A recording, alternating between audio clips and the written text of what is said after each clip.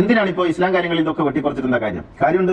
മനുഷ്യനെ ശണ്ഡീകരിക്കണം. ഈ മുആവിയ ചെയ്ത പണി അറിയില്ലേ? മദീനയിൽ ചെന്നിട്ട് മദ്യപനും തമ്മാടിയുമായ തന്റെ മകൻ യസീദിനെ അധികാരിയാക്കുന്നതിന് വേണ്ടി, രാജാവാക്കുന്നതിന് വേണ്ടി തീരുമാനിച്ചപ്പോ വഞ്ചകനായ മുആവിയ മദീനയിൽ ചെന്നു. എന്നിട്ട് ഹുസൈൻ ഇബ്നു അലി അലൈഹിസ്സലാത്തു വസ്സലാം അദ്ദേഹത്തെ വിളിച്ചിട്ട് പറഞ്ഞു, നിങ്ങൾ മക്കയിലേക്ക് പോകണം, ഉംറയ്യ.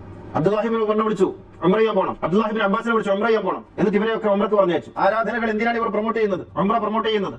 എന്നിട്ട് പറഞ്ഞു വെച്ചിട്ട് ആ വെള്ളിയാഴ്ച വിശുദ്ധ പ്രവാചകൻ ഖുത്ബ പറഞ്ഞ മസ്ജിദുൻ നബവിയിൽ വൃത്തികെട്ട മുആവിയ കയറി എന്നിട്ട് ഖുത്ബ നടത്തി. എന്താ ഖുത്ബ എന്നറിയോ? ഞാനിപ്പോ വന്നിരിക്കുന്നത് എന്റെ ജീവിതത്തിന്റെ അവസാന ഘട്ടത്തിലേക്ക് എത്തി, എന്റെ ശേഷം ഒരു ഭരണാധികാരി വേണം, എനിക്ക് അള്ളാഹു തോന്നിപ്പിച്ചു, അത് എന്റെ മകൻ യസീദ് ആണ് അത് വേണ്ടത്. എന്നിട്ട് എന്താ പറഞ്ഞതെന്നറിയോ? യസീദിനെ ബൈഅത്ത് ചെയ്യാൻ, യസീദ് അടുത്ത ഭരണാധികാരിയാകാൻ ഹുസൈൻ ഇബ്നു അലി സമ്മതിച്ചിരിക്കുന്നു. യസീദിന് വേണ്ടി പ്രാർത്ഥിക്കാൻ അദ്ദേഹം മക്കയിൽ പോയിരിക്കുകയാണ്. അബുൽ അല മൗദൂദി എഴുതിയ ഖിലാഫത്തുൽ രാജവാഴ്ച എന്നുള്ള പുസ്തകം വായിച്ചു, അതിലുണ്ട്. അപ്പൊ ഉംറ എന്തിനാ?